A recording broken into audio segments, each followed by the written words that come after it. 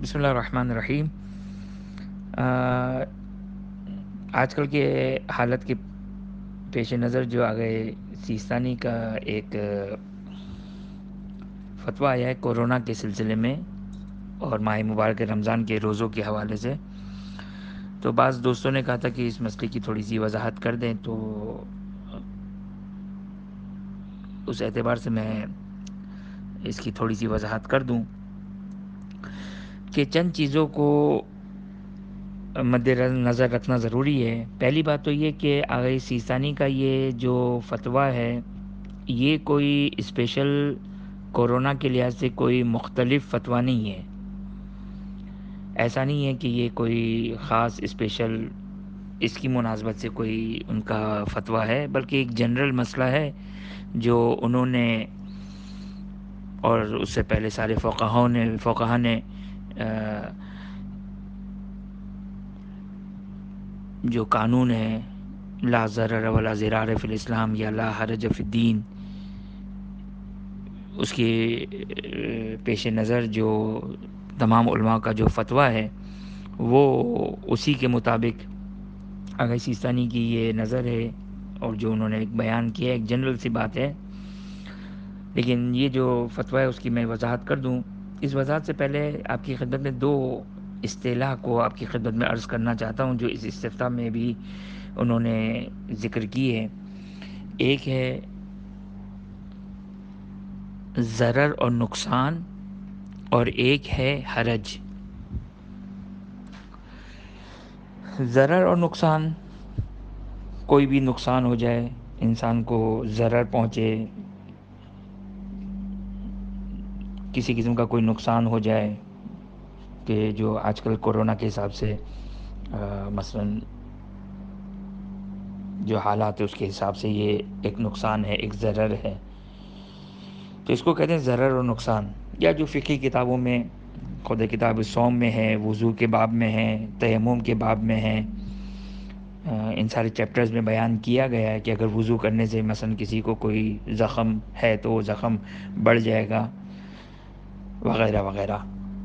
تو یہ ضرر کہلاتا ہے۔ ضرر میں جو حکم، جو خدا کا حکم ہے وہ چینج ہو جاتا ہے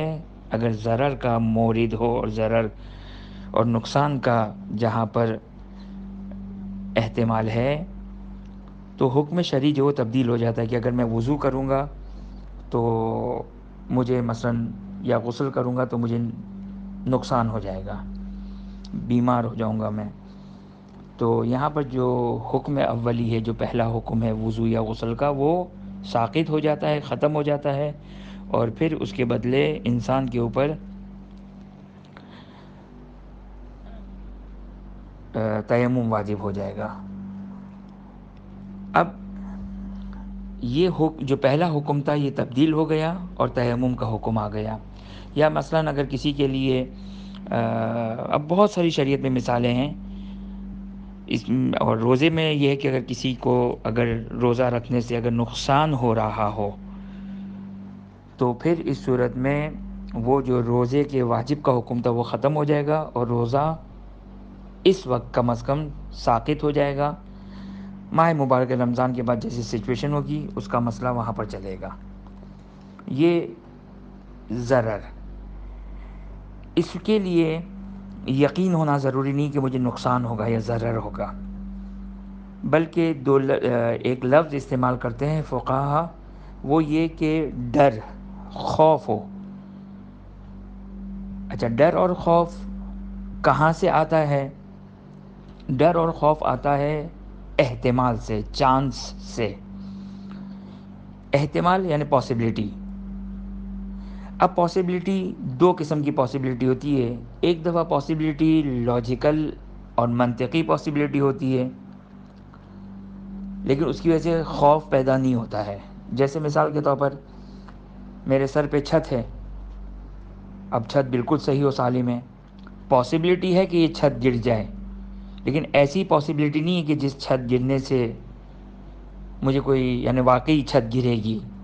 اتنا پاسبلٹی اتنی اسٹرانگ نہیں ہے کہ میرے دل میں خوف پیدا ہو جائے. تو پاسبلٹی ہے، لاجیکلی منطقی لحاظ سے پاسبلٹی ہے، لیکن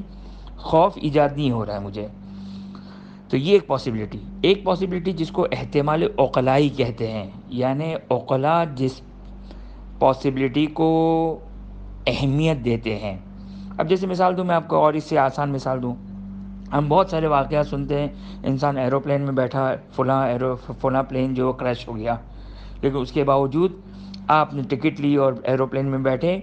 تو آپ ایسا احتمال اور ایسی پاسبلٹی نہیں ہے کہ جو خوف ایجاد کریں. عام لوگوں کی نسبت ممکن ہے کچھ وسواسی لوگوں، کچھ بہت زیادہ، لیکن اگر آپ جنرل لوگوں کو دیکھیں تو نارمل پلین استعمال کرتے ہیں، نارمل فلائٹ کو لیتے ہیں، نارمل جگہ ٹریولنگ کرتے ہیں. تو خوف، وہ خوف کہ جو انسان کے دل میں پیدا ہو جائے اور عام لوگوں کے دل میں پیدا ہو جائے، ایسا خوف انسان کے دل میں پیدا نہیں ہوتا ہے. تو پاسبلٹی ہے کہ پلین کریش کر جائے، لیکن ایسا پاسبل نہیں ہے کہ انسان کے دل میں خوف پیدا ہو جائے، ورنہ تو ہر شخص کے لیے ایروپلین میں سفر کرنا حرام ہو جائے گا. حرام ہو جائے گا ایروپلین میں سفر کرنا اگر یہ خوف پیدا ہو جائے. تو یہاں پر بھی بعین ہی یہی مسئلہ ہے کہ ضرر کا اگر خوف پیدا ہو جائے، یعنی ایسی پاسبلٹی ہو کہ جو پاسبلٹی لوگوں کی نگاہوں میں یہ چانس اور یہ پاسبلٹی بالکل ویلڈ ہے. یہ امپورٹنٹ مسئلہ ہے کہ جو آگے کورونا سے میں بیان کروں گا اس کو سمجھنے کے لیے ضروری. ایسی پاسبلٹی ہو کہ جو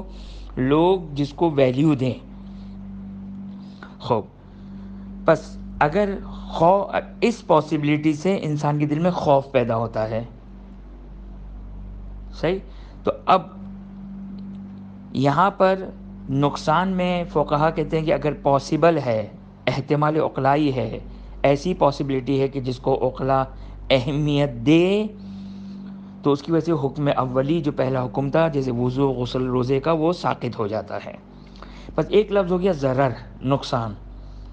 دوسرا لفظ جو آگے سیستانی نے یہاں پر بھی استعمال کیا ہے اور فقہا بھی استعمال کرتے ہیں، وہ ہے حرج. حرج کا مطلب کیا ہے؟ حرج کا مطلب ہے ایسی تکلیف، زحمت، مشقت کہ جو عام طور پر انسان کے لیے ناقابل برداشت ہو. اور فقہا نے اس کی خود کتاب الصوم میں، خود روزے میں اس کی مثال دی ہے کہ مثال کے طور پر ایک شخص کہتا ہے کہ بھائی میں روزہ رکھوں گا تو مجھے پیاس لگے گی تو مجھے زحمت ہوگی. تو دنیا میں کسی شخص کے لیے روزہ واجب ہی نہیں ہوگا؟ نہیں. ایسی زحمت، ایسی پیاس جو ناقابل برداشت ہو، جس کو عام طور پر لوگ برداشت نہ کر سکیں. ہوتا ہے بعض اوقات انسان ایسی جگہ پہ کام کرنے پر مجبور ہے، ڈیزرٹ میں 45 ڈگری 50 ڈگری میں، اور اس کے پاس کوئی اور جاب کا آپشن موجود نہیں ہے، یہی کرنی ہے. اگر یہ جاب نہیں کی تو اصلا پاسبل نہیں ہوگا، وہ زحمت ایک دوسری زحمت میں گرفتار ہو جائے گا. نہ جاب چھوڑ سکتا ہے، اور جاب کرتا ہے تو اس سخت گرمی میں اس کے لیے روزہ رکھنا ناقابل برداشت زحمت ہے. تو اس کو کہتے ہیں حرج.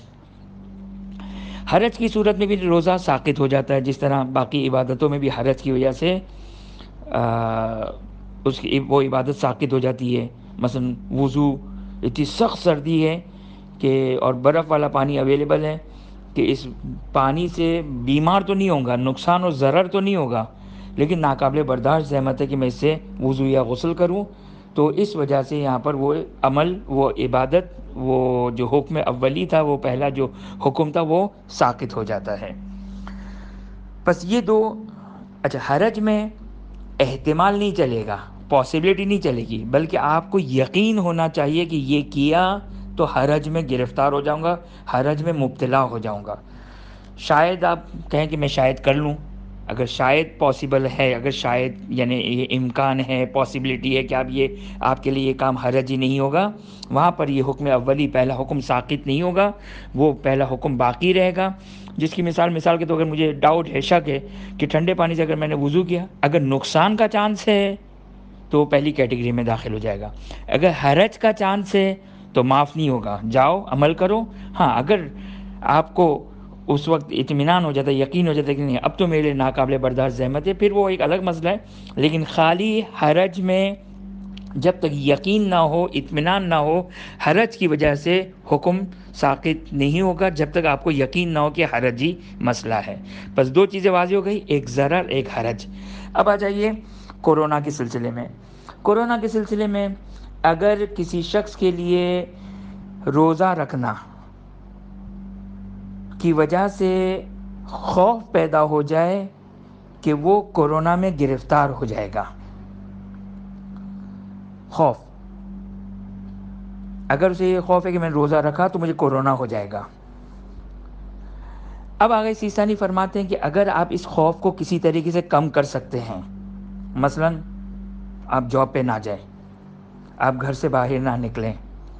آپ ساری احتیاطی تدابیر کریں، ماسک لگائیں، گلوز پہنیں، خلاصہ یہ کہ آپ کسی طریقے سے بھی اگر اس احتمال کو جتنا منیمم کر کے اس حد تک لے کر آ جائے کہ آپ کے دل سے خوف ختم ہو جائے، تو یہ کرنا واجب ہوگا اور روزہ ساقط نہیں ہوگا۔ لیکن نہیں، آپ کے لیے جو کہ وہ مجبوری ہے، آپ معلوم ہے کہ میں اگر میں نے روزہ رکھا اور یہ ساری احتیاطات کے باوجود اگر میں نے روزہ رکھا تو ان احتیاطات کے باوجود مجھے کورونا ہونے کا ڈر اور خوف ہے، تو پھر آگے سیستانی فرماتے ہیں کہ دیکھیں یہ مسئلہ ایک جنرل اور کلی مسئلہ نہیں ہے، ہر شخص کے لیے نہیں کہا جا سکتا ہے، بلکہ ہر شخص کو ہر شخص کو پرسن ٹو پرسن، شخص سے شخص یہ مسئلہ جو کہ وہ ڈیفر کرے گا، چینج ہوگا، ہر شخص کو اپنا اپنا مسئلہ دیکھنا ہے۔ بس اگر وہ احتیاطی تدابیر کے باوجود اس کے لیے یہ خوف باقی ہے جس کی ساری تفصیل میں نے بیان کی، تو پھر اس کے لیے روزہ ساقط ہوگا، ورنہ روزہ ساقط نہیں ہوگا۔ دوسرا نقطہ کہ یہ کہا جاتا ہے کہ مثال کے طور پر جو وہ اگر جسم میں اگر پانی کم ہو گیا یا حلق کو اگر حلق خشک ہو گیا تو کورونا وائرس لگنے کا امکان بڑھ جاتا ہے۔ خوب اس میں بھی آگے سیستانی کہتے ہیں کہ خوب اگر کسی طریقے سے اس کا بھی کوئی سد باب کیا جا سکتا ہے اور یہ ڈر اور خوف کو ختم کیا جا سکتا ہے، مثلا رات میں زیادہ پانی پیے، اب میں اپنی طرف سے ایک لفظ کہہ رہا ہوں کہ مثلا وٹامن سی جوس وغیرہ کا استعمال کریں، اپنے باڈی میں جو کہ وہ زیادہ سے زیادہ جو کہ وہ کسی طریقے سے جو وہ لیکوڈ رات میں سبزی کا استعمال، تربوز کا استعمال، ان چیزوں کو استعمال کر کے اگر ہم اس ڈر کو ختم کر سکتے ہیں، یا وہی والی بات ہے کہ ہم کام پہ نہ جائیں، یہ پاسبل ہے ہمارے لیے، تو جو چیزیں پاسبل ہیں ہمارے لیے اور جس کی وجہ سے یہ خوف کم ہو رہا ہو، تو واجب ہے کہ ان چیزوں کا خیال رکھا جائے، اور روزے کا وجوب اور روزے کا واجب ہونا ساقط نہیں ہوگا، روزے کا وجوب باقی رہے گا، روزہ رکھنا واجب رہے گا۔ لیکن اگر مثال کے طور پر کسی کو ہے کہ نہیں یہ میں استعمال کروں گا تو بھی مجھے حتماً ہر حال میں جو وہ نقصان پہنچے گا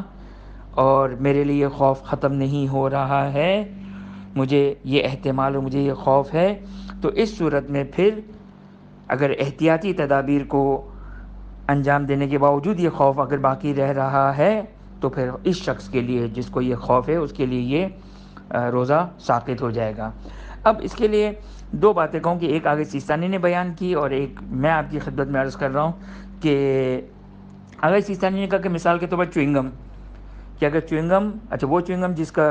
جس میں وہ جو اس کی سویٹنس ہے، جو اس کی مٹھاس ہے وہ ختم ہو چکی ہے، کہ کوئی چیز حلق میں نہ اترے، بالکل خشک چوئنگم ہو، کوئی چیز حلق سے نہیں اترنی چاہیے جو روزے کے لیے ضروری ہے۔ اگر خالی چوئنگم چبانے سے منہ میں پانی بن رہا ہے اور منہ میں پانی بننے کی وجہ سے آپ کا حلق گیلا رہ رہا ہے تو خوب یہ بھی ایک احتیاطی تدابیر میں سے یہ بھی واجب ہو جائے گا، لیکن شرط یہ ہے کہ چوئنگم کے کوئی ایسے ذرات اور اجزاء وغیرہ نہ ہو جو انسان کے حلق سے اتریں۔ ایک اور جو مجھے کسی نے سوال پوچھا تو میں نے کہا کہ ایسی بھی کوئی چیز ہے، وہ ہے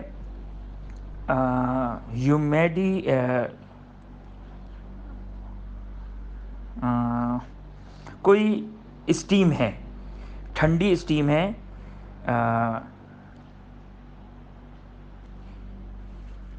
کہ وہ اگر ٹھنڈی اسٹیم اگر لی جائے تو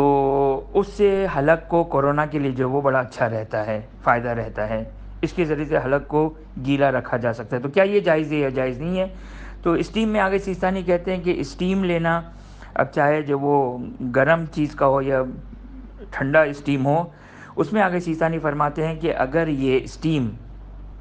قطرے قطرے کی شکل میں اگر حلق سے نہ اتر رہے ہوں تو اس اسٹیم کا استعمال کرنا بھی جائز ہے، اب اس صورت میں واجب ہو جائے گا تاکہ اس کا روزہ باقی رہے۔